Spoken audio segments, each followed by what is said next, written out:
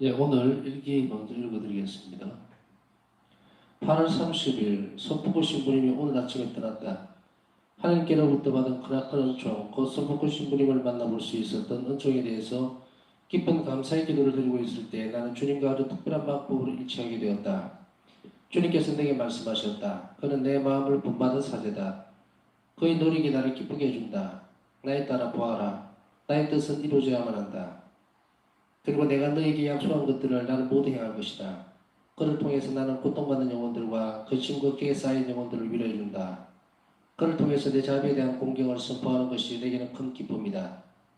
그리고 이 자비의 사업을 통해서 그 일생 동안 밤낮을 가지지 않고 영혼들의 죄를 사해 주는 것보다 더 많은 영혼들이 내게로 가까이 올 것이다. 왜냐하면 혼자서 일한다면 그가 살아있는 동안에만 영혼들의 죄를 사해 줄 수 있지만 이 자비의 사업으로 말미암아 세상 끝난 날까지 그 일을 할 수 있게 되었기 때문이다. 나는 그를 보게 해달라는 지향으로 9일 기도를 시작했었다. 그러나 9일 기도를 끝내기도 전에 하나님께서는 내게 그를 보는 은총을 허락하셨다. 오 저희 예수님, 전 이 큰 은총을 제대로 활용하지 못했습니다. 그것은 저에게 달려있는 일이 아니었습니다. 그러나 다른 한편으로 본다면 저에게 달린 일이기도 했습니다. 신부님과 대화를 하는 중에 나는 그 영혼이 심한 고통을 받고 있다는 것을 알게 되었다.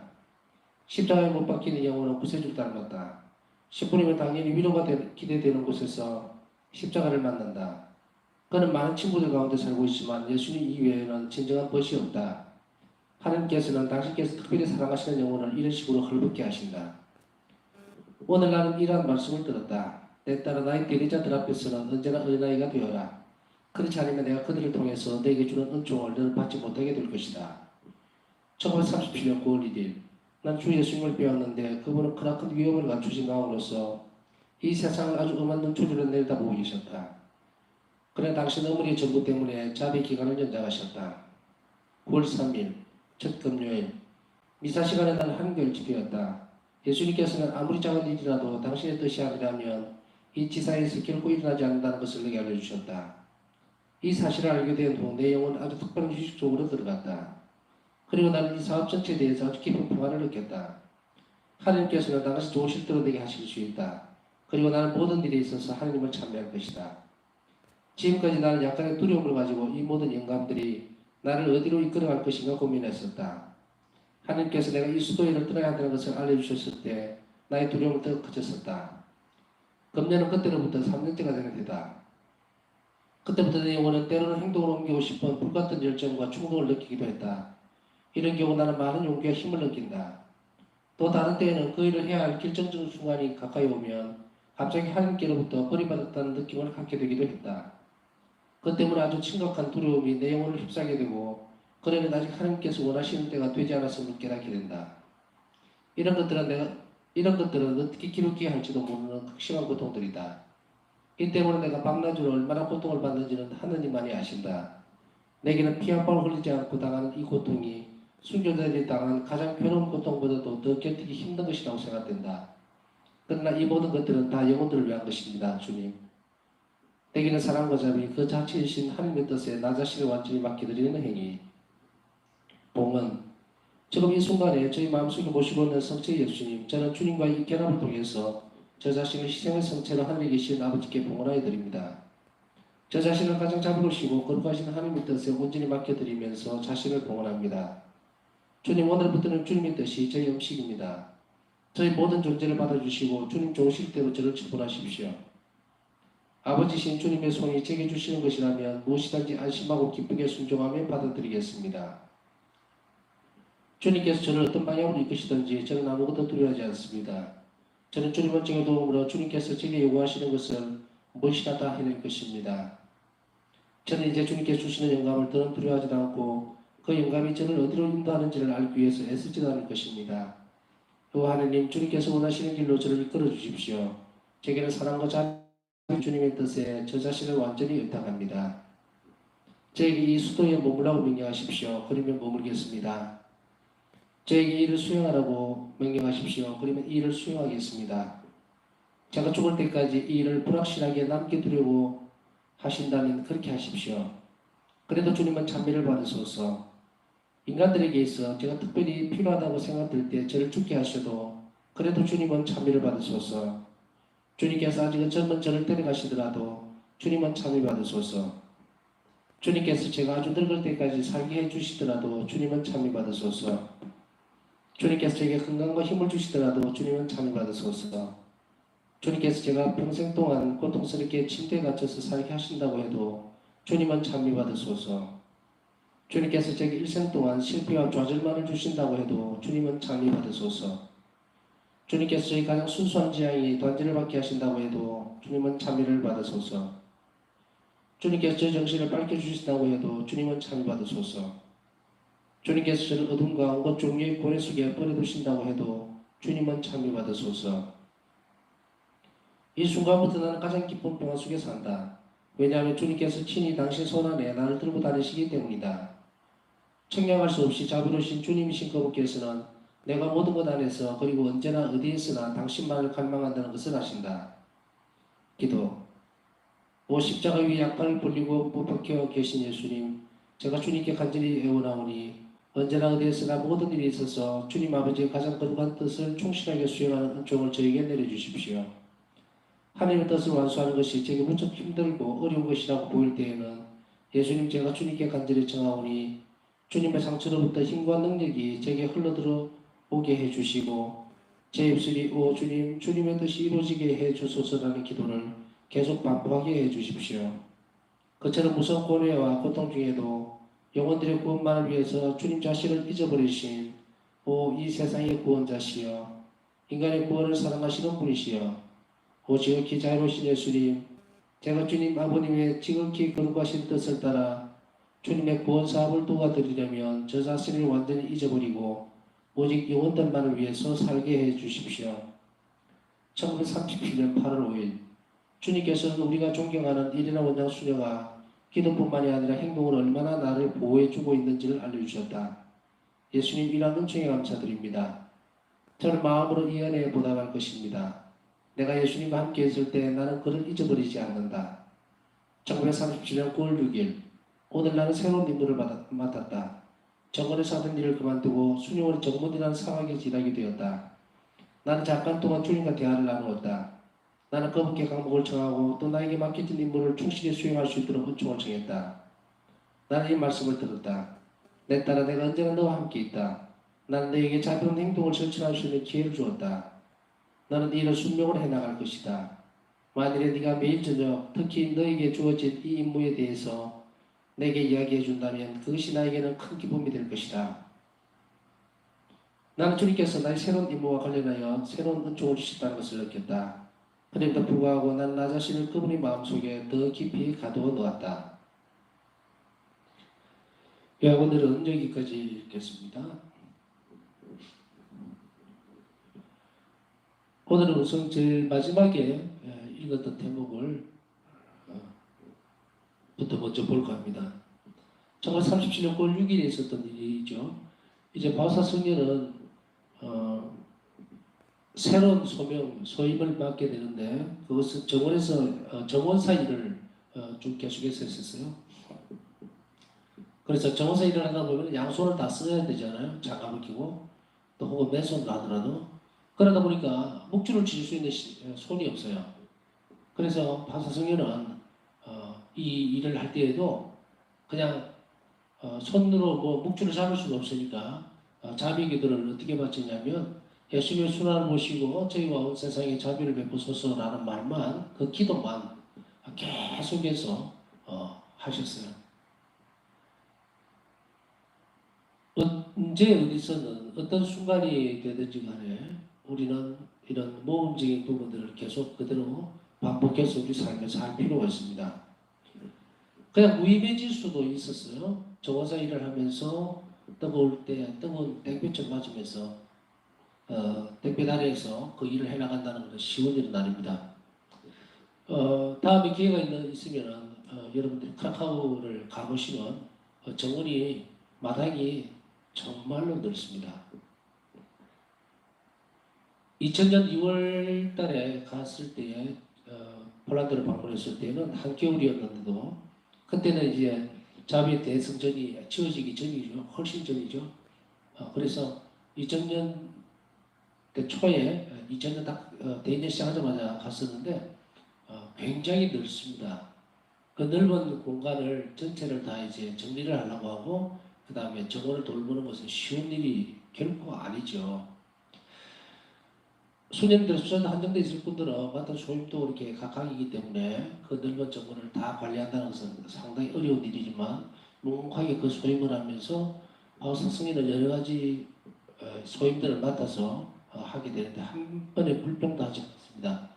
왜냐하면 바오사 성인은 전에도 말씀드렸지만 학벌이 그렇게 좋지는 못합니다. 국민학교 학년밖에 안 나왔기 때문에 좀 많이 배웠던 수녀님들은 이제 교사라고 해서 학생들을 가르치고 또 이렇게 할 수 있었지만 바오사 성녀는 적어도 그런 부분에 있어서는 남을 가르칠 수 있는 입장이 못 됐죠.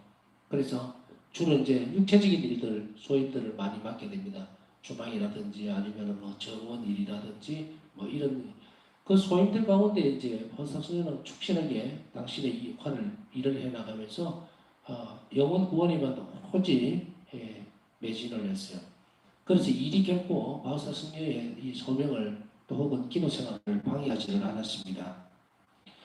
그래서 우리가 세상의 일 때문에 기도할 시간이 없다는 둥 아니면은 세상 일하고 우리가 믿는 거하고는 별개 것이냐 취급하는 것이 얼마나 큰 사치며 불경스러운 일인지 모른다는 것을 한 번 더 깨달아야 합니다.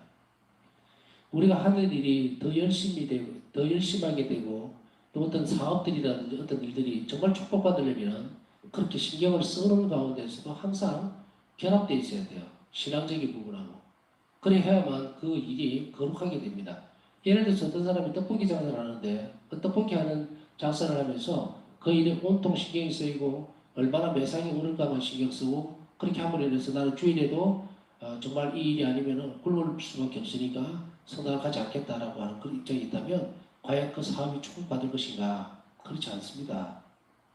오히려 그 시간을 통해서 하나님께서 하나님을 멀리하는 그 시간에 어떻게 복을 받을 수가 있겠어요? 세상 살아가는 일에서. 그렇다면 우리가 선택해야 될 것은 뭡니까? 과감하게 그 일을 접어버리는 거예요. 그리고 하나님께 와서 그 하루의 시간 정말 하나님께 복원하고 축복해 주시기를 청한다면 그 일은 항상 논의 이야기했지만 이제 그 떡볶이라는 장사라고 하는 것을 하나 예를 들고 있지만 그 사업은 누구의 것이 되는가? 바로 예수님의 것이 되는 거예요. 그렇게 했을 때 예수님께서 그 일을 통해서 우리가 먹고 살 수 있는 것들을 충분히 마련해 주실 수 있는데 왜 이리 신앙의 가장 기본적인 틀을 깨면서 하나님께로부터 떨어져 나가는지 우리는 한 번쯤 되짚어 볼 만합니다. 그래서 함부로 우리가 아이고 사회생활을 안 해봐서 시부님들은 모릅니다. 얼마나 뭐 어쩌고저쩌고 하는 것이 정말 하나님 보시기에 분 아니라 하나님 보시기 분 아니라 얼마나 예수님 마음을 아프게 해드리는지 몰라요. 그런 일들이 변명일 수밖에 없고 그러면 하나님 없이 뭔 일을 하겠다는 이야기입니까? 하나님 없이 축복받을 수 있는 일이 어디에 있다고 세상 가운데에서 하나님 중심적인 삶을 살아간다는 것은 내 생명과 삶을 담보로 하는 거예요. 그래서 서서 그 일이 내게 있어서 포기되어지고 어쩔 수 없는 상황에서 내가 하나님을 선택한다면 하나님은 나를 먹이 살리는 거예요. 우리가 성경 안에서 충분히 보지 않았느냐. 이스라엘 역사 가운데서도 그 사막에서 40년을 헤맬 때 그때 주님께서는 어떤 일을 하셨는가? 그들이 농사를 지었습니까? 아니 목축을 해서 양들을 키웠습니까? 굉장히 어려운 환경이죠. 그래서 상황 속에서 하나님께서 만나를 내리셔서 그들을 먹이 살렸다는 것을 잊지 말아야 합니다. 그것은 단지 이스라엘 백성에게만 주어졌던 그런 한시적 기적이나 하나님 이끄심이 아니었다는 것을 안다면 우리 삶에 있어서 너무 그렇게 고민하고 걱정할 필요가 없다. 그래서 과감하게가 아니라 항상 하나님을 선택했을 때에 우리의 삶의 주인은 하나님 되시는 것이고 그리고 우리 일을 축복하실 것이고 우리를 먹고 사는 것에 걱정할 필요가 없을 거예요. 이런 축복의 영신들이 어긋났다면 우리는 하나님을 배제하고 사는 삶이 될 수밖에 없습니다. 마찬가지로 수도자였던 바오사 성녀는 당신 자신의 일을 통해서 그냥 수도자니까 이렇게 살아도 된다라고 안주하신 적이 한 번도 없었어요. 그래서 그 하루를 온전하게 하나님께 감사를 드리고 그리고 오늘 하루를 살게 해주신 하나님 뜻에 막깝게 살기 위해서 충분한 노력, 온 혼신의 힘을 다했던 것을 우리는 분명히 알아들어야 됩니다. 그렇게 함으로 해서 바오사 성녀는 이 정원을 하면서 아까 말씀드렸듯이 두 손으로 할 수 없을 때 묵지를 잡을 수는 없으니까 이런 예수님의 손을 보시고 제 온 세상에 자비를 베풀어달라는 이 기도를 몇천 번씩 계속해서 반복해서 하면서 영혼 구원을 위해서 그 시간을 할애했다는 것. 그렇게 함으로 인해서 정오사 일을 하던 그 정원의 일 자체가 바로 기도가 되어버린 거예요. 자, 이 일이 끝나고 나서 이제 벌써 성녀는 이 정문으로 가게 되는데 2000년 2월에 제가 가보니까 거기 장소는 사실은 문을 잠궈놨더라고요. 그 소위 말하는 게 문 입구입니다. 문지기예요, 문지기. 그래서 수녀 정문이라는 곳이 문지기이기 때문에 뭐 문지기라는 말 아시죠? 앞에서 손님 오면은 이제 안내를 하고 맞다드리고 근데 그 손님이라는 것이라기보다는 가난한 이들이 잘 찾아온 거예요. 그래서 가난한 이들을 찾아오면 대접을 하고 그리고 보내고 하는 그런 자리였거든요. 그래서 그곳은 지금은 이제 그때 당시에 갔을 때는 그 장소가 바울사성에 돌아가시고 난 이후에 유품들을 정리해 놓았던 그 방으로 사용이 되어져 있었고 2018년도에 갔을 때는 보니까 그 자리를 이제 통유리로 해서 밖에서 사람들이 볼 수 있도록 그렇게 만들어 놨습니다. 여튼 바울사성에는 이 소명을 통해서 하는데 여기에서 우리 정점적으로 한번 오늘 첫 번째 살펴봐야 되는 것은 제가 앞에 쭉 다른 이야기들을 하는 것 같았지만 결국은 같은 이야기입니다. 바사성경은 나는 그분께 감동을 청하고 나에게 맡겨진 임무를 충실히 수행할 수 있도록 청청했다. 이 대목을 말씀드리고 싶은 거야. 바사성경은 당신 자신의 일을 하기 위해서 주님께 항상 감동을 청했고 그리고 은총의 힘으로 그 일을 수행할 수 있도록 그렇게 늘 삶의 형태를 그렇게 만들어 놓았습니다. 우리 또한 마찬가지로 아침에 일어나면 무엇을 해야 할지 모르죠. 그래서 뭔가를 뚜렷하게 할 수도 있고 뭔가 부딪히고 새로운 것을 만날 수도 있습니다. 항상 눈을 뜨면 주님께 감동을 청하고 그리고 오늘 우리가 맡아드리는 모든 일들을 충실히 자비롭게 해나갈 수 있는 은총을 청하는 것이 중요하다는 것을 말씀드리고 싶습니다. 또한 마찬가지로 바사성녀에게 이 일을 맡기신 예수님은 어떤 말씀을 하고 계시냐면 이제 저녁이 되죠. 이제 성시간 우리가 하게 되고 어떤 때는 너무 힘이 들거나 피곤해서 성시간을 참석 못하는 분들도 있고 또 하지만 저녁 기도를 반드시 하셔야 돼요. 근데 저녁 기도 때에 우리는 무슨 기도를 할 것인가? 제일 그 첫 번째 자리에 있어야 되는 것이 오늘 하루 있었던 일을 주님과 나누는 겁니다. 짧게라도. 그래서 다시 말씀드려볼게요. 네가 매일 저녁 특히 너에게 주어진 이 임무에 대해서 내게 이야기해 준다면 그것이 나에게는 큰 기쁨이 될 것이다. 큰 기쁨이 될 것이다. 오늘 하루 주님께 보호하심으로 인해서 주님 도움으로 인해서 또 하루 이렇게 무사히 잘 지내고 그리고 불성실한 부분들이 있다면 용서를 청하고 그리고 내일은 또 더 나은 일을 삶에 했던 행동들을 또 이웃을 자비롭게 하지 못한 것이 있다면 자비롭게 할 수 있도록 자비롭게 할 수 있고 자비를 베풀 수 있도록 그런 은총을 주시면 좋겠습니다 하고 현재적인 오늘 지나갔던 부분과 그리고 내일 있었던 일들은 축복을 청하는 것 이거 대단히 중요합니다. 그래서 그 부분을 예수님이 큰 기쁨으로 삼고 계신다는 것을 우리는 알아들어야 돼요. 무관심함이 있어서는 안 됩니다. 우리가 바깥에 나갔다가 저도 어릴 때 생각하면 바깥에 갔다가 이제 학교 갔다 오면 집에 부모님 계시면 들어오다가 인사하죠. 인사하고 또 오늘 저녁에 이런저런 일들이 있었다라고 했을 때 그게 부모님 기쁨인 거예요. 오늘 하루 어떻게 살았다고 뭐 꼬치꼬치 캐묻는 것이 아니라 그리고 아침에 또 나갈 때 되면은 대부분 부모님들이 잘 갔다 와라 건강하게 차 조심하고 막 이러죠. 당부로 사랑으로 그것도 그걸 하나의 축복으로 받고서 이제 떠나게 되죠. 학교로 가게 되고 자 이게 일상적인 것 같지만 사실은 이런 사이클 안에서 살아가야 합니다. 특별히 하나님 축복이나 은총 없이는 오늘 우리가 맞닥뜨릴 수 있는 내일이죠. 내일 맞닥뜨릴 수 있는 많은 일들을 잘 해결해 나갈 수가 없습니다. 그래서 주님께 오늘 말씀드리고 내일에 우리 삶을 맡길 때에 항상 계속해서 강조하지만 주님께서 당신의 일로서 그 일들을 삼으시고 그리고 필요한 은총들을 충분히 베풀어 주신다는 것을 우리가 가장 중요하게 생각해야 합니다. 그것이 첫 번째 일입니다. 그리고 두 번째 살펴볼 것은요. 바울사 성령에게 있어서 큰 기도를 오늘 들었습니다. 참여 받으십시오 주님 하고 말씀 계속해서 기도하고 있죠. 어떤 순간에도 어떤 모습에도 주님은 참여 받으십시오. 저를 죽이신다 하더라도 참여 받으십시오. 주님께 제게 건강한 힘을 주시더라도 참여 받으십시오라고. 왜냐하면 이 기도는 언제 어디서나 어떤 모습으로든지 주님께 참여 받으십시오라는 것은 하나님의 선성에 대한 완전 의탁의 정신이 있을 때 가능한 겁니다. 주님께서 어떤 것을 선택해서 나에게 주시든 간에 그것이 나에게 가장 좋은 것을 선택해 주신다고 생각하기 때문에 또 그러하다는 것이 진리이기 때문에 바사스님은 이런 기도를 바치고 있는 겁니다.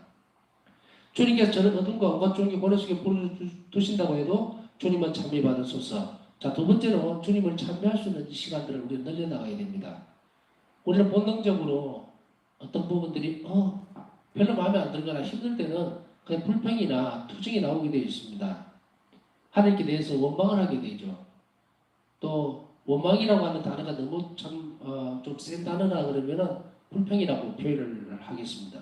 그러나 원망하는 사람들도 있죠. 투덜투덜이고 도대체 하나님은 어떤 분이신가, 왜 나를 이렇게 하시는가 하고 점점점 이렇게 할 수도 있습니다만은 바로 의택의 정신이 깊어질수록 바로 이런 부분들이 하나님께서 원하시는 방향으로 가게 되는데, 주님은 참여받으십시오. 어떤 것이 경우에도 이 부분들을 바울사 성령은 이 참여기를 저는 참여기도라고 봐요. 참여기도라고 보는 이 참여가 있을 수 있도록 가능했던 것은 어디에 대한 확고한 신뢰가 바탕이 되었냐면, 첫째는 하나님의 선성에 대한 부분입니다. 하나님은 선하시고 아버지이시고 그렇기 때문에 나는 어떤 경우에 내 눈으로 보는 것은 그렇게 신경 쓰게 받아들일 필요가 없습니다. 왜냐? 그것은 믿음의 눈으로 바라보게 되면 바뀌게 되어 있어요. 현실적으로 바라보는 1차원적인 눈이 아니라 바로 믿음과 신앙을 통해서 바라보는 눈은 하나님과 함께, 예수님과 함께 그걸 바라보기 때문에 그것은 완전히 바뀌어질 수 있는 것이 110%입니다. 하나님의 선성에 대한 것, 늘 어떤 경우에도 우리의 눈으로 보거나 또 현실적으로 맞닥뜨리는 것이 다가 아니라는 사실을 알아채고 또 기꺼이 받아들이게 만드는 것은 하나님의 선성에 대한 의탁의 정신입니다. 그리고 이 의탁의 정신, 하나님의 선성에 대한 것을 좀 더 깊이 해주는 것이 있는데, 그것은 뭐냐면 오늘 앞에 부분으로 돌아가 보겠습니다. 그게 보면은 어떤 부분들을 오늘 한 번 더 유의를 해볼 수 있느냐면요. 이 의탁의 선성에 대한 의탁의 정신 부분에 대해서 이야기를 하면서도 플러스 알파로 하나 더 살펴보는 것은 어떤 경우에도 하나님의 허락이 없이는 이루어지지 않는다라고 하는 그런 선함에 대한 아주 뜻깊은 아주 깊은 신뢰 정신입니다. 읽어드릴게요. 예수님께서는 아무리 작은 일이라도 당신 뜻이 아니라면 이 지상에서 결코 일어나지 않는다는 것을 내게 알려주셨다. 이 사실을 알게 되어도 내 영혼은 아주 특별한 휴식 속으로 들어갔다. 다시 얘기하면 주님의 허락 없이는 어떠한 일들도 나에게 일어날 수가 없어요. 이 세상에 어떤 일들도 주님의 허락 없이는 될 수 있는 것이 없어요. 그렇기 때문에 앞에 말씀드렸던 부분하고 연결을 지으면 어떻게 됩니까? 세 번째로는 내가 바라보고 있는 것이 전부가 아니라는 것은 이 또한 하나님께서 허락하신 일이라는 거예요. 그것이 고통스러운 일이 되었든 아니면 어떤 일이 됐든. 그러나 그러면 우리는 어디에서부터 불평이 나올 수 있을까? 그것은 왜 이걸 허락하셨느냐는 문제. 그것은 내가 고통스럽고 힘들고 또 피하고 싶은 것이니까 원망이 나오게 되거나 불평이 나오게 되죠. 그러나 이 단계를 조금 더 나가서 하나님의 선생에 대한 부분들을 깊이 있게 인식하게 되는 경우는 어떻게 바라보는가? 그래, 이것이 하나님께서 나에게 허락해 주셨을 때는 나를 위해서 한다는 거예요. 무엇을 위해서? 영원한 생명을 위해서. 그리고 내 구원을 위해서 하나님께서 이것을 허락하셨다는 사실을 알게 되는 경우는 불평이나 혼란을 가지지 않습니다. 오히려 그렇다고 해서 즉시 그 영혼이 약하잖아요. 그 약한 영혼이 갑자기 감사기도를 드리고 이렇게도 안 됩니다. 그러면 어떻게 해야 될 것인가? 그냥 신뢰의 정신으로 그것을 계속 믿으려고 애를 쓰고 기도해야 하는 거예요. 그렇게 함으로 인해서 주님의 손 없이는 또 손길 없이는 어떤 일들은 이것이 이루어질 수 없고, 그럼 이것이 나에게 지금 견딜 수 없을 만큼 힘든 것이라면 그것을 이겨낼 수 있도록 은총을 청해야 합니다. 그렇게 함으로 인해서 그 이면에 드러나는 것, 그 안에 숨겨져 있는 하나님 뜻이 드러나고 그리고 나에게 좋은 것으로 주어질 때까지 우리는 기도해야 합니다. 그것은 충실함의 문제라고도 말씀을 드릴 수가 있어요. 이렇게 신뢰하는 영혼들은 충실함을 같이 가게 됩니다. 그래서 그것을 주어져 있는 상태만을 그대로 바라보는 것이 아니라 신앙의 눈길로 보도록 성령께 도움을 청하고 그리고 그 의미를 충분히 받아들일 수 있을 때에 그때 이제 비로소 하나님께서는 우리에게 그 일을 통해서 큰 일, 좋은 것이죠. 선한 것, 그것을 주시리라고 하는 것을 분명히 그 영혼은 알아듣게 됩니다. 이 하나님의 선성에 대해서 위탁하고 그리고 충실한 영혼들에게 예수님은 그 일을 이제 통해서 우리에게 큰 좋은 은총으로 순간으로 바꾸어 주시는데 그런데 이 사실이 이 상황이 어떤 때는 우리가 겪게 될 때에 대단히 어렵고 고통스러운 시간이 될 수도 있습니다. 그러나 분명한 것은 어떤 상황이나 사건들이 나에게 일어났을 때에 혹은 주어졌을 때에 또 눈앞에 벌어졌을 때에 하나님께서는 그 시간을 분명히 알고 계시는 거예요. 그런데 우리 영혼은 또 한 개인은 그 사실을 알면서도 따라가거나 또 받아들이기가 너무도 힘든 상황이 종종 일어납니다. 그때 우리는 어떤 식으로 해야 될 것인가? 첫 번째는 이 사실을 또 이 상황을 잘 인지하고 잘 받아들일 수 있도록 하는 은총을 청하는 것이 첫 번째고 두 번째는 하나님께 아기와 같이 달라붙는 거예요. 예수님께. 칭얼대라 이 말이에요. 이것이 분명히 주님께 주시는 선한 것임에도 불구하고 저는 너무너무 약하고 힘드니 이 시기를 앞당겨 주십시오. 단축시켜달라는 말이에요. 그것이 두 번째 따라와야 돼요. 그러면 예수님은 그 상황을 그 고통이 반드시 나에게 필요한 것이었기 때문에 주는데 애기가 지쳐거리면 어떻게 됩니까? 한 자비의 연민의 막 성심에서 예수님 성심은 연민 자체죠. 바로 그 자비 자체예요. 거기에서 흘러나오는 것은 뭡니까? 시간을 단축시켜버린다. 특별히 이런 어려움에 처한 영혼들은 바로 성모님께 바짝 달라붙을 필요가 있습니다. 성모님께 전구해달라고. 왜? 가나 보낸 잔치 기억하시죠? 다들. 어머니 거기 제 무슨 소용이 있습니까? 무슨 상관이 있습니까? 라고 했을 때 그렇게 하더라도 성모님께서는 그가 시키는 대로 하라. 아시죠? 당신의 뜻을 앞당기셨다는 거. 성모님이 간청으로 인해서 이 시기를 앞당긴다는 것은 대단히 잘 알아들어야 될 필요가 있습니다.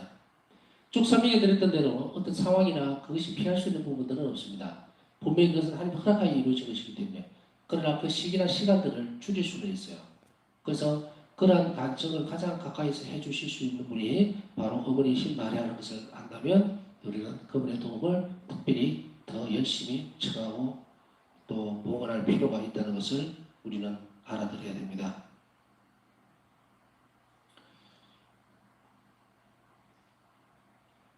그리고 네 번째로 보면 주님께서 원하시는 길로 저를 이끌어 주십시오. 저는 사랑과 자비 자체이신 주님의 뜻에 저 자신을 완전히 열당합니다.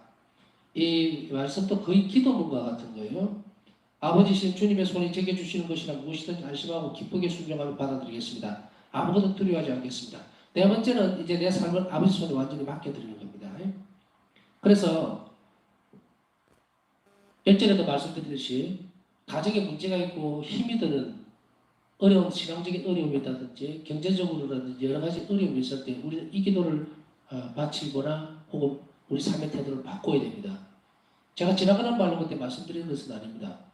제가 이게 로사리오 집에 왔을 때에 제일 첫 번째 봉헌했던 것이 이것은 주님의 집이니 주님께서 원하시는 대로 그렇게 이 집을 관장하십시오. 대신에 저는 주님께서 무엇을 원하시든지 어떤 방법으로든지 뭔가를 하라고 하시면 그대로 군소리 없이 그 일만 하겠습니다. 그러니 주님께서 가장 안전한 길로 저를 이끌어 주신다는 것을 알기 때문에 저는 주님께서 원하시는 대로 제 뜻이 아닌 제 생각이나 판단이 아닌 주님께서 원하시는 대로 살 것이니까 주님께서 로사리오 집을 정말 축복 가능한 곳으로 영혼의 쉼터로 만들어 주십시오 하고 자비 쉼터로 만들어 주십시오 하고 그렇게 봉헌 첫날 한 거예요. 그 와중에 그 과정 중에 하나가 바로 이 박사성령 일기 묵상을 통한 성시간입니다. 제게 원하시는 것, 제가 할 수 있는 것들, 그것을 저는 충실히 할 테니까. 그 대신에 저는 여기 운영하거나 뭘, 지금 뭐, 손님도, 사람도 없고, 비전 한 번도 받지 못한 것이 1년 반 지금 넘어 정도 되는데, 걱정 안 합니다. 제가 뭐 배짱이 크거나 뭐 용기가 막 펄펄 넘쳐서 그런 거 아니에요. 그저 어떻게 흘러갈지 모르지만, 그래도 주님께서 적어도 이 집의 주인으로서, 가장으로서 하시는 일이니까, 저는 그 일에만 충실하겠다, 말이에요. 마찬가지로 오늘 일기에서 나오는 이 부분입니다. 우리가 세상을 살면서 내 마음대로, 내 뜻대로 나의 가정이나 직장이나 모든 일들을 했다면 이제 그 자리를 주님이신 예수님께 자리를 양보하라는 말입니다. 그렇게 할 때에 우리 영혼의 평화가 찾아옵니다. 자, 오늘 이 부분들 또 파우스스 일기에서 우리에게 들려주시는 주님 말씀 그것을 묵상하면서 필요한 부분들 청하고 또 우리의 간절함도 주님께서 알아주시라고 믿고 이 시간 침묵 중에 주님과 함께 성찬에 계시는 주님과 함께 하는 시간 가지도록 하겠습니다.